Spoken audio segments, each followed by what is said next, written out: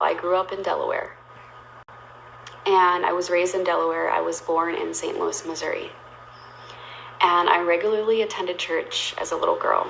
We lived like walking distance of the church, but my parents didn't let us walk because, they were protective and whatever. So every Sunday was like my highlight. Like, I loved going to church. And if my mom could not take me, my grandma would take me, which was my stepmom's mom. And I just knew that church was my happy place, my safe haven for the week. Everything at church, I just loved about it. It made me feel alive. It made me feel safe. I just remember very vividly one Sunday, or let me rewind. So I currently go to Generation, and how they operate is like, the youth, they sit in for praise and worship, and then they go for their own sermon that guides them, or that gears towards their age group. In the church that I grew up in, if you were 18 and older, you sat out with your parents. You didn't go to children's church. So I very often, not more than I did, got what the preacher was talking about. So there was one Sunday when I was 12 years old where I just felt, convicted to give my heart to the Lord. I was like, I think this is it. So I go up to the altar, and the preacher lays hands on me, and I remember crying and just feeling so good about this, feeling so just like freeing, So I gave my heart to Jesus at 12, even though I was unsure who Christ was. I mean, we prayed at meal times, but as far as anything else goes, like, Jesus wasn't really in our lives. We kind of was the family that on Sundays we went to church. Sometimes my family didn't always go, but I always went, And so with that being said, we had Jesus in our lives sometimes, not all the time. We kind of were, I want to say, the pretend Christian family, where we act all Christ-like on Sundays, but then the rest of the 6 days of the week, it was pretty chaotic in the household. My parents cursed. They drank alcohol. My dad smoked cigarettes, you name it, they did it, kind of thing. When my grandma brought me home that day to share with my mom that I got saved, which is my stepmom raised me since I was 6 years old. She seemed pretty furious after my grandma left. She was like, "Nikki, why would you do such a thing?" And she's just like angry about life. And I'm like, well, I kind of felt led to do so. It felt right. So I did it. And she explained that she wanted to be there, which honestly, I just feel like she wanted to be there, not because she cared, but because she wanted to make it look good. She felt weird that she was not there, and she was my mom, and I got saved, and she wasn't there to witness it, and yada yada.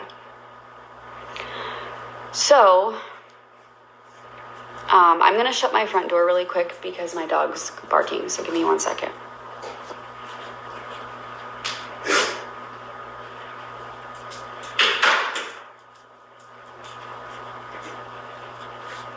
Sorry about that. So she was furious, whatever. She got over it. I felt great.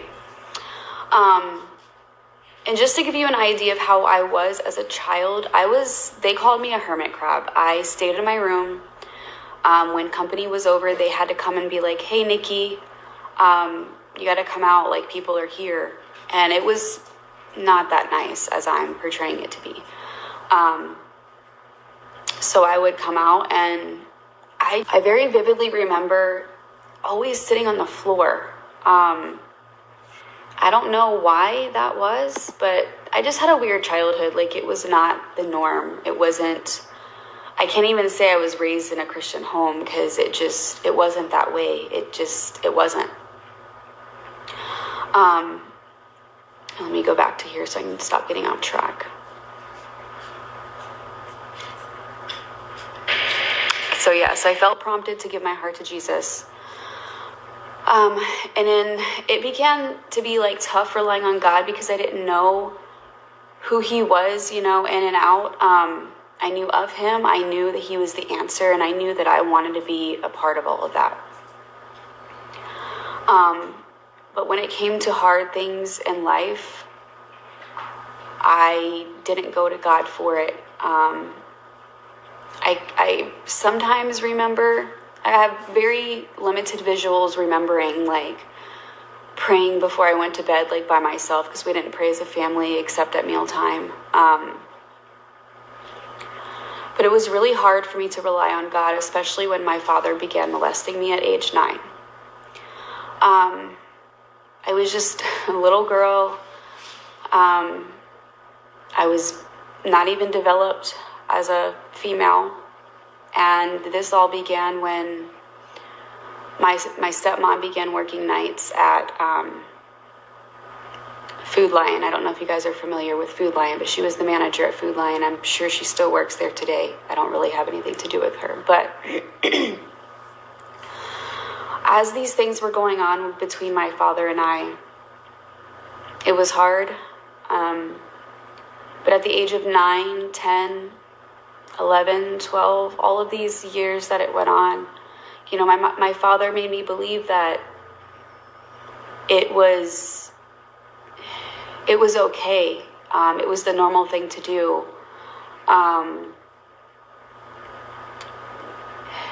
This is so hard to talk about, but I need to get it out here. There goes my dog. I'm so sorry. Marley, enough. So, Marley, enough. Enough, Marley. Enough. Lay down. I said enough. Sorry, guys. Maybe that was God's way of intervening so that I can get comfortable. Continuing.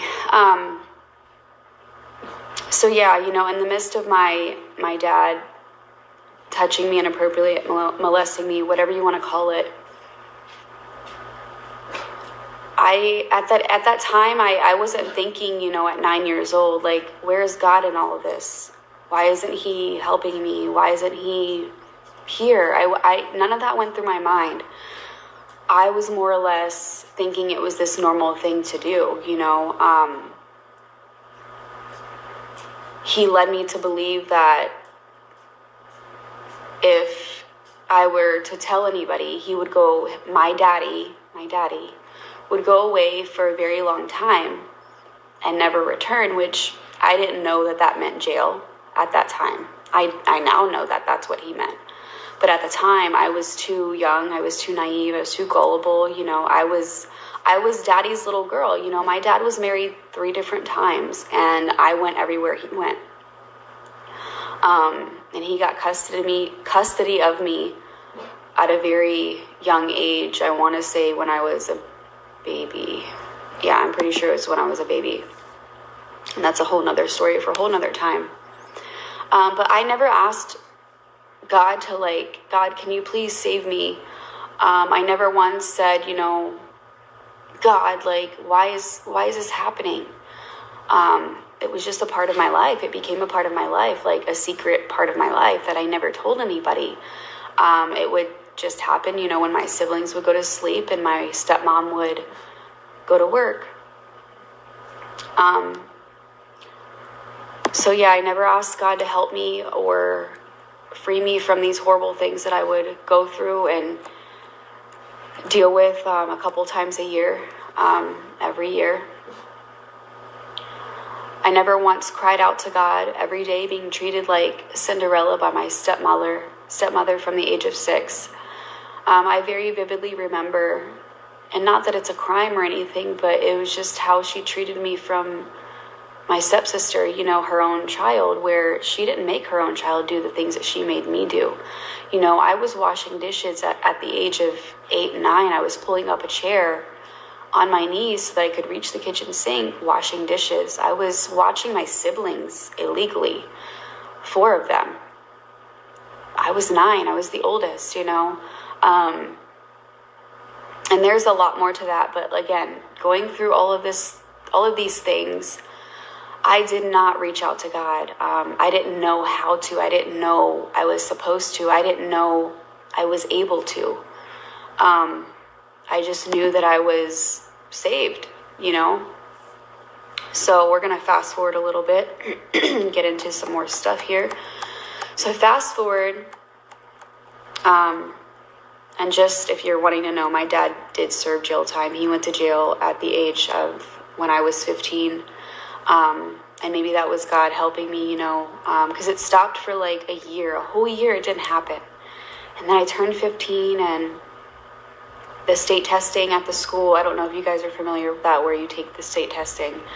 And it was the math portion. I'll never, ever forget it. It was the math portion. They give you a blank piece of paper to work out your problems on.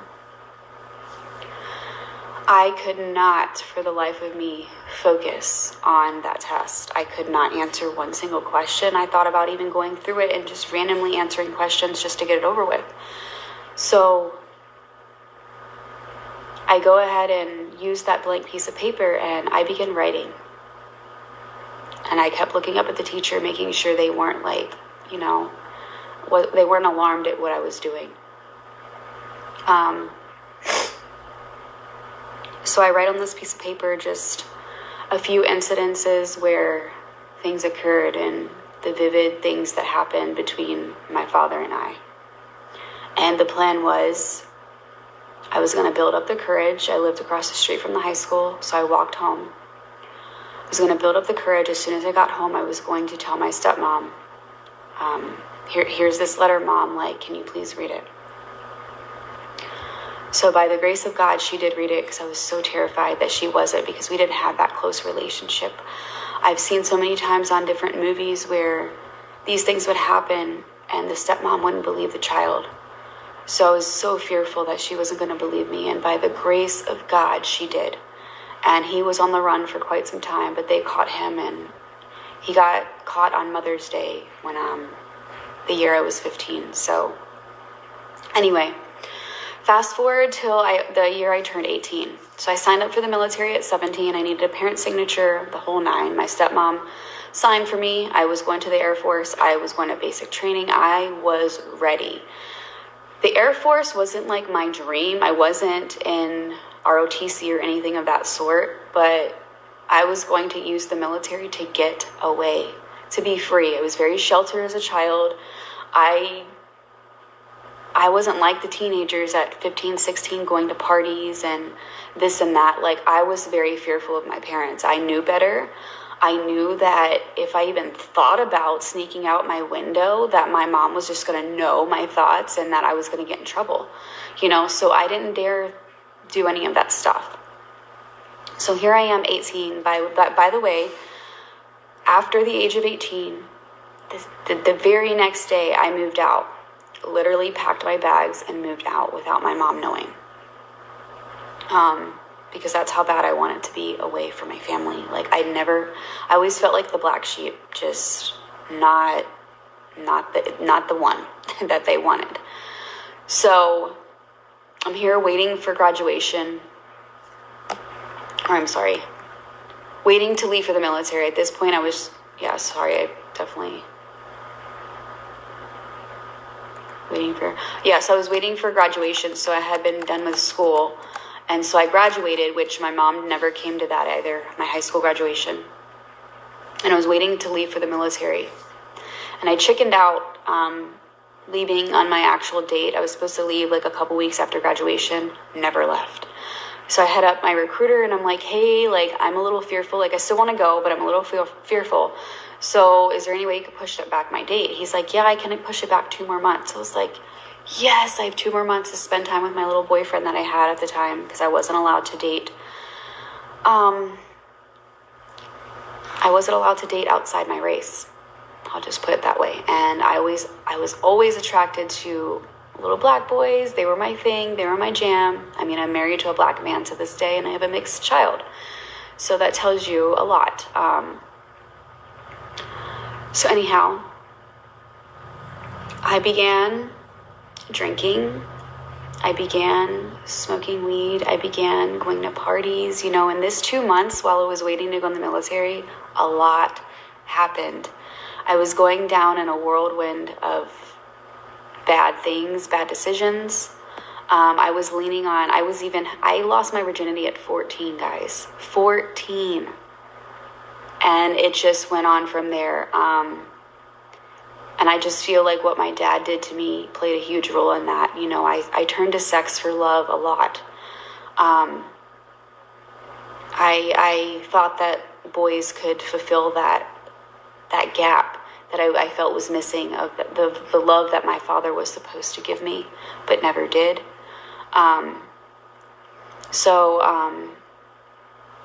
Leaning on sex to fulfill that missing piece of love. I go into the military and I finish basic training and I enter into tech school. And tech school is where you learn your job that you chose or they chose for you for the military. So I go into tech school. I began to despise men due to my father molesting me. So here I am surrounded by females. My mind starts to wander and I start to get curious. I very vividly remember there was this place called the BDU Club in Texas where I did my basic training and tech school. And this is where all the airmen would hang out. If you were of age to drink, you could have a drink, or I'm pretty sure you could drink. I wasn't of the age to drink, so I honestly don't remember. But anyway, I see this lady that was dressed like a male. And I saw another girl, like, they were bumping and grinding, like, you know, the old 90s way of dancing. That's semi-inappropriate, you know. And I remember whispering to my friend next to me that was really close to her, and I'm like, hey, you know, why are they doing that? And she's like, oh, you don't know that she's gay? And I'm like, oh, you mean like happy? Like, I was very sheltered as a child. And she's like, no, not happy. Like, she dates women. And I'm like, really? Like, she doesn't date guys? And she's like, nope, she doesn't like them. And I'm like, well, that's interesting. So then I was just blunt and I'm like, let me just be bold. Let me just ask her. So I'm like, well, how do women have sex? Like, that's weird. And she's like, you'll have to ask her. And I'm like, ask her? No way. So anyhow, I start getting close to this female and she opens my eyes to a whole world of things. And I didn't understand how, because I ended up kissing her and we ended up doing some things and yada yada. So I didn't understand in my mind and in my heart, you know, at this point I didn't really know the Bible, you know, I just knew that God existed. So it felt right. I thought it was okay. I didn't like men, so I was like, well, maybe God thinks it's all right for me to be with a female. Maybe that's what he has for me. So I date a couple females and I get stationed in North Dakota and I meet a girl named Brittany. And we get really serious. She more or less became an idol. She became everything to me in all the toxic ways that you can think of. I've never ever went through so much. I mean, mind you, I've never been in a real relationship with a male at this point, you know, besides my dad, or besides little boyfriends that I had where we would hook up to have sex or something like that, which that was the 2 months short-lived before I went to the military. So I was living the way I wanted to live and thought that was correct and it felt right. So I'm like, well, if If it didn't feel wrong, then why would God place it in my heart anyway, you know? So I started dealing with verbal abuse, some physical abuse, and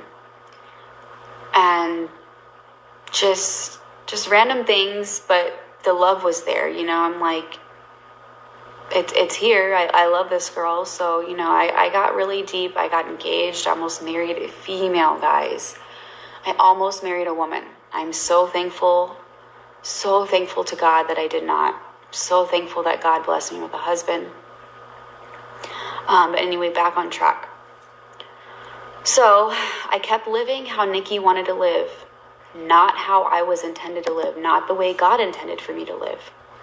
I pretty much tried every single avenue that you could think of, just to satisfy all those missing pieces. Anytime I was being verbally abused, I very vividly remember listening to, and this is the thing, I would listen to gospel music. So Tamala Man, Take Me to the King, that was my jam. That was my song. That was like my saving grace. So every single time I would be getting verbally abused, I would turn that on very loudly and I would start singing it. And every single time I would start singing it, I would begin pouring out in tears.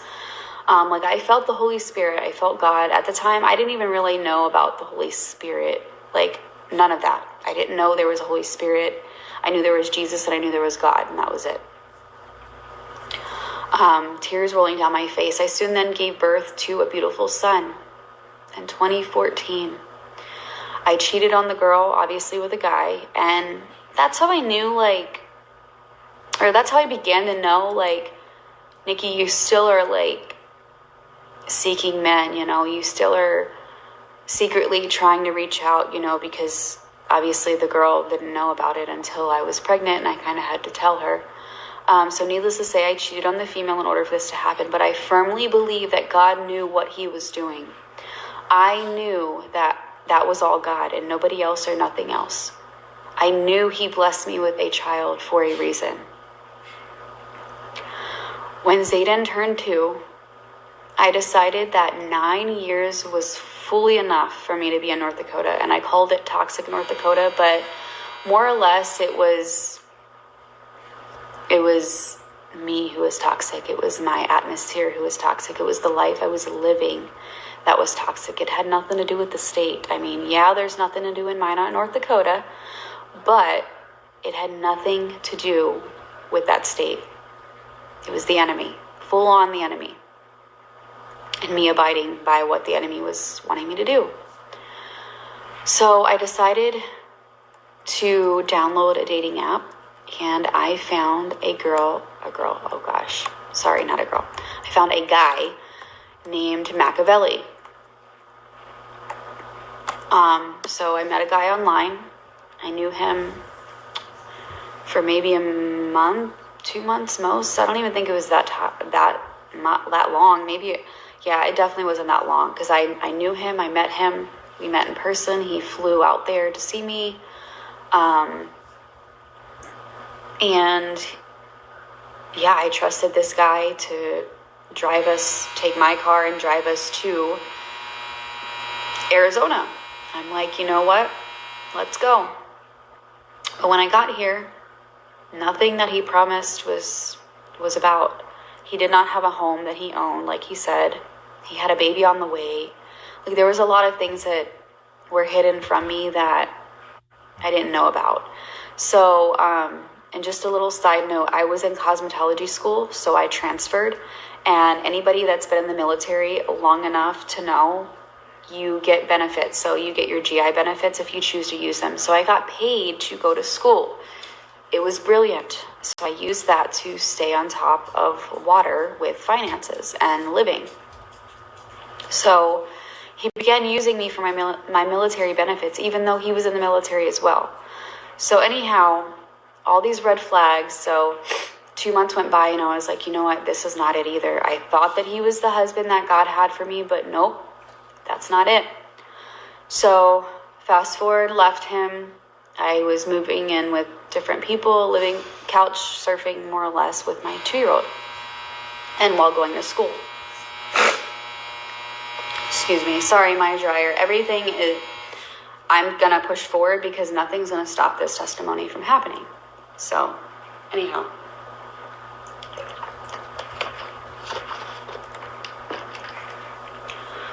So, the next series of events and the people that entered my life were surely sent by God.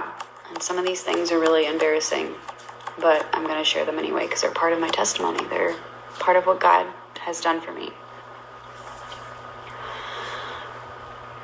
So, I was pretty desperate for money. I found out about Craigslist. So I went on Craigslist and I looked for jobs.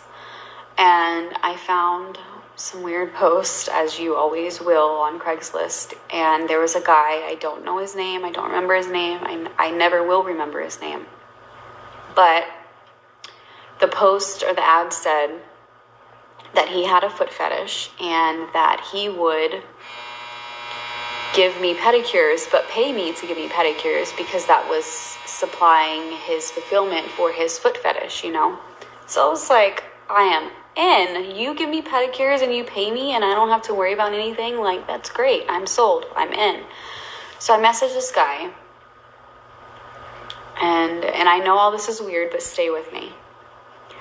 So I messaged the guy off of the Craigslist and he gives me his personal number, and so we start texting. Well, he starts telling me his testimony, you know, and he had a wild testimony where his ex-wife sent him to jail for something he didn't even do, and then he was no longer in his children's life, so he was fighting for that, and how when he got out, all these people helped him and helped him get back on his feet, helped him find a place to live, and like all this stuff, right?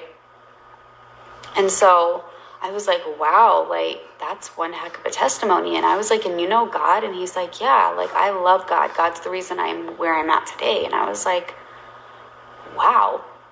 So after he shared his testimony with me, I shared with him my crash course of a life of events that have happened, you know, like I'm doing with you more or less. And I explained to him how I was searching for an apartment and how I got approved for this apartment that was really close to my school. And it was a 1-bedroom, but it had a ginormous walk-in closet. So to me, it was like a 2-bedroom deal, you know. It had a living room. It was fully furnished. Like, it had a bed in there, everything. I didn't need to get anything except for like a TV and groceries, you know.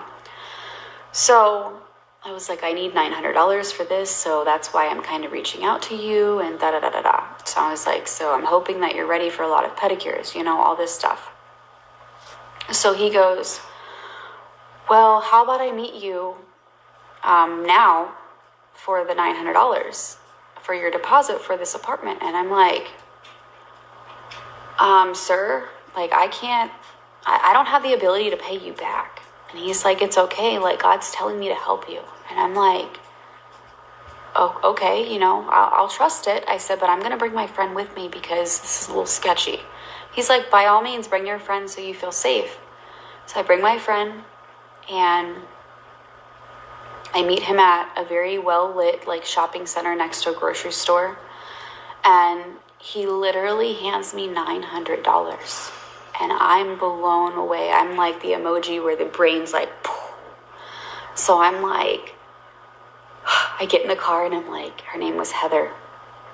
Or no, not Heather. Heather's my high school best friend. Her name was Kaylee. So I'm like, Kaylee, look at this money. And she's like, he really gave it to you? And I'm like, yeah. I said, I get to move into my own place. Like, can you believe it? And she's like, no. I'm like, dude, this is awesome. I said, this is only God. And I don't think she was a Christian, but I was not afraid of speaking about God, you know. So I'm like, this is only God. This is only God. So I was completely shocked, and I let him know that I was so grateful, and he assured me over and over again that I did not need to pay him back. So $900 apartment. So yeah, so I moved in. At this time, my son was actually living with my mom in Missouri. I took a 19-hour drive because that was just the safest place for him since I was couch surfing, you know. So he was living with my mom for 2 whole months. Finally, I got my place. So I was like, all right, it's time for me to go back and get him. And then At this time, I actually started dating my husband too. But anyway, let me stay on topic here. So my son and I had been living in different places for about 4 months. My rent was not going to be an issue since I was, again, getting paid to go to school, but my payment had not kicked in yet, because I transferred everything over, and that had not settled and gotten figured out yet. So I was still waiting on those payments. So I gave my $900 deposit to the apartment place. I got an apartment. I was so ecstatic. It was so perfect. It was roomy. It was perfect for me. So the very next day I hear a knock on my door, and I'm like, nobody knows where I live, just that guy, So I open the door and he's like, hey. I'm like, hey. And at this point, he's never touched my feet. He's never seen my feet other than me wearing like flip-flops and whatever. He goes, hey, I decided to come and, take you grocery shopping because I know you don't have any food. And I'm like, what? You don't have to do that. And he's like, no, come on, let's go grocery shopping. And I'm like, all right, I'm not going to say no, So I get in his truck and we go to Walmart.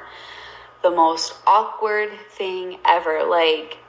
I was like a child holding on to the end of the cart, and he was pushing the cart, and I'm afraid to throw things in, So he's like, do you like these? Do you like this? And he's throwing in back in the 90s type of thing. And so anyhow, he buys me groceries. He buys me a little 32-inch TV for my living room so that my son can have the ability to watch cartoons and such.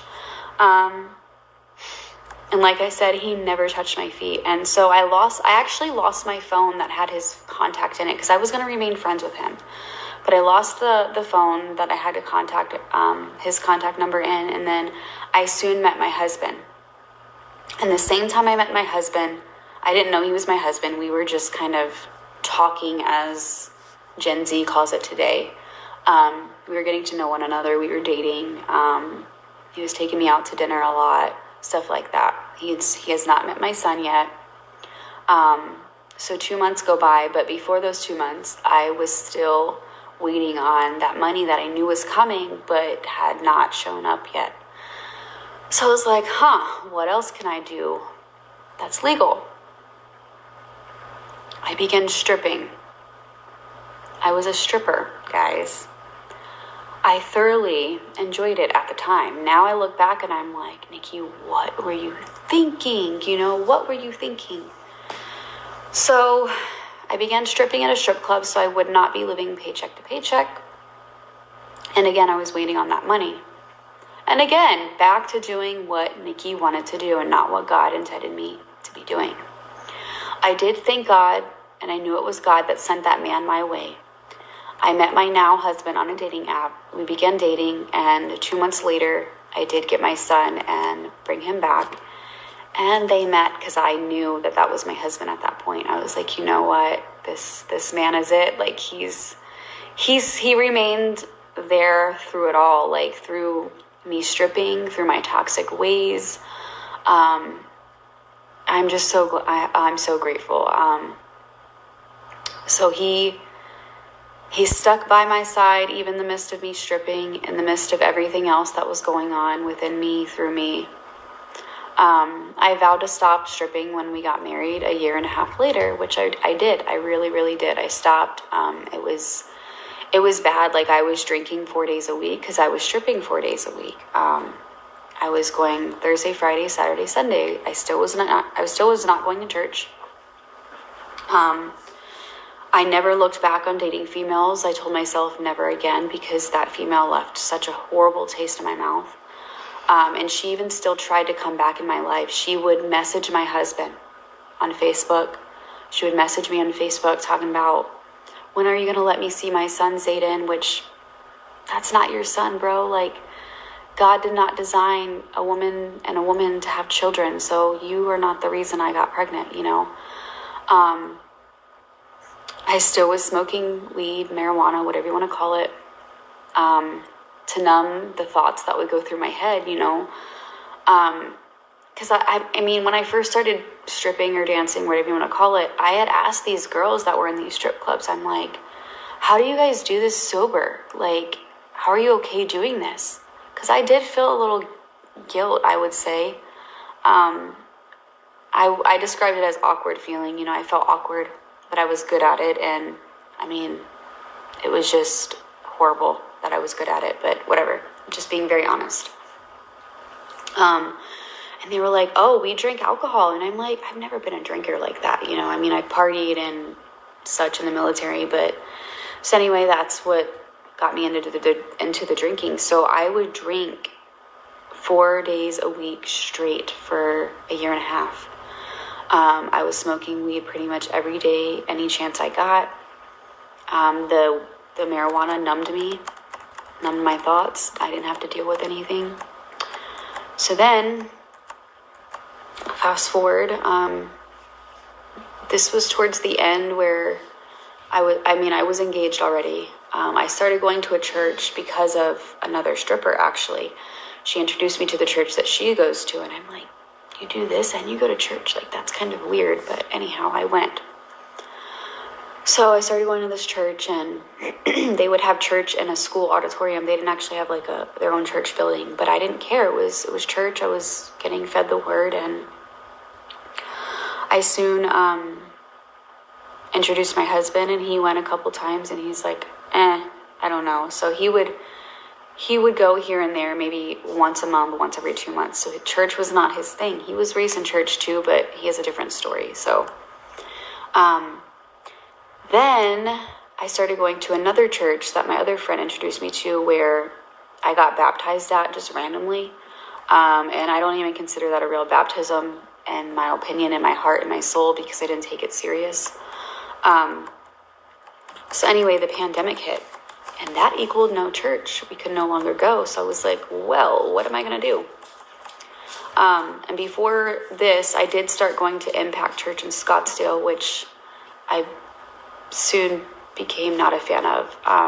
So I would watch them online, and then some things hit the surface where God revealed to me that, like, no, Nikki, that's not the church for you, kind of thing. Then June is when I started watching Generation online, June of last year. Generation Church online, and my husband would hear it going on, and I would stand up for worship, and I was really getting into it. Like, it felt so at home inside, you know. And I was like, well, this is it. Like, I need to go in person. So I stopped being fearful, and I told my husband, I said, I'm going to go a few times and tell you how it is, you know, and then maybe you can start coming with me. So I instantly fell in love, and I began attending in person by myself in August. Guys, when I say I felt an instant spiritual rebirth, and I'm getting goosebumps right now. The Holy Spirit's like, come on, Nikki, come on. I felt an instant rebirth. Like, I felt God grab me and just, I'm getting emotional, but like, God saved me. God saved me from all that crap that I was going through. And it's only by the grace of God that I am where I am today. Only by the grace of God, guys. Like, because of Pastor Ryan's transparency, because of the fact that he preaches directly from the Bible, because Generation is so welcoming. Like, Generation Church saved my life. God saved my life, guys. And if this testimony doesn't tell you that God is real, I don't know what else will. I stopped drinking. I stopped smoking marijuana. I'm now 120 days plus. It's even more than that. I lost track, but I have an app that tells me the days. But I don't even smoke cigarettes anymore. I feel so spiritually clean. It's unrealistic. In 2019, my son and I did get baptized at Impact Church. I believe it was in February. So February of 2019 is when I kind of gave my heart back to Jesus. But guys, like, I was a toxic, hot, dumpster fire mess. I was so mean to my husband here and there. When I first got married, he didn't see that side of me. But he began seeing my true colors, where the codependency, the toxic ways that I had, where I was angry all the time. I was a yeller. He didn't deserve any of that stuff, but I didn't see where I was wrong. I didn't see anything like that. But guys, I owe all of this to God. God is the reason I am where I am today, and I cannot thank him enough. Like, I can't. My marriage got saved, guys. I was on the verge of getting a divorce because I thought it was my husband. But God turned around the finger and he said, it's you, Nikki. You are the one that needs to change. And so God changed me from the inside out. And I am so incredibly proud at who God has created me to be to this day. And my husband began attending Generation with me in person. It was always like pulling teeth for him to get to go to church with me. My thoughts began to change. My marriage was wholeheartedly changing. We even went to marriage counseling at Generation, and that's kind of where everything fell into place too. And, sorry. I felt led to dive into serving right away. Like, I was so hungry and I was so on fire for Jesus, guys. Like, even the Pastor Caitlin and Brendan, who I didn't know at the time, they were like, whoa, like, more or less Brendan. I met Brendan before I met Pastor Caitlin. But Brendan was like, whoa, like, this is exciting that you're like on board so fast because you're so new to our church. And I'm like, I just feel like I'm being pulled in this direction, by God. And so, like, at this point, obviously, I knew exactly who God was. I knew what having a relationship with him meant. I knew that it took time, it took energy, and it took effort, like talking to him every day, praying every day, being in the Word. I wanted to be like Jesus so bad, so I started serving. I now serve in G Kids every single Sunday, and by the grace of God, that's a blessing as well, because, I was a yeller. I was not the perfect mom. I yelled at my kid all the time. G Kids changed me. I've never shared that with anyone except my husband, but G Kids mellowed me out. G Kids put me in check because, I can't yell at these kids. They're not mine. I can't put these kids in timeout. They're not mine. But I finally know who God is.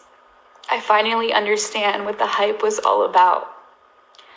I now get to serve in G Kids every single Sunday, and it's the highlight every single week. Like, they're telling me that we get a summer break in GLC May 6th or something like that all the way to August. And they're like, you don't have to serve, all services if you don't want. You can take break. And I'm like, what? No, I'm still going to serve all day Sunday. Like, that's my heart. Like, I look forward to that every single week. And I jokingly had put a post up not long ago, wishing that it was Sunday and then Monday and then Sunday and then Tuesday and then Sunday and then Wednesday and then Sunday. Like, I wish every other day was Sunday. But it's my highlight of every week. The love that I get from God is unconditional. Like, I'm so grateful he doesn't love us conditionally. I'm so grateful he does not say, you know what, Nikki, you messed up today. I'm going to love you less today. No, he still loves me for me. And like, that's so big. And the fact that he met me where I was at, he met me in the strip club. He met me where I was at my lowest. He met me when I did not have a husband yet. He met me when I had no friends. He met me where I was at and has brought me where I am today. And I'm just so grateful. God's love is very real. God himself is so real. His mercy is real, and he is enough. He supplies my every need every day. He's already given me what I need. Everything else is just extra blessings. Generation Leadership College was something I was honored to be accepted into. And I know that that was God as well, because that has been life-changing inside and out. Like, I've never thought I could be a leader, the leader that I am today. And it's all because of Generation Church, and it's all because of God himself. It has been life-changing. God has changed me and transformed me. He has transformed me wholeheartedly and completely. Everlasting fullness is what I get to experience every day from this point forward, guys. My heart is full and overflowing every single day, even in the midst of my pain, even in the midst of, I can't even say I have a bad day because I don't wake up and have a bad day. I choose to have a good day every single day because God is at the center of my heart. God is at the center of my life. And with that, that is my testimony. And I am so incredibly proud of myself for being able to share this. And I did not know it was going to get emotional, but that is my testimony. And I pray that it just blesses someone else out there. So thank you guys so much for listening.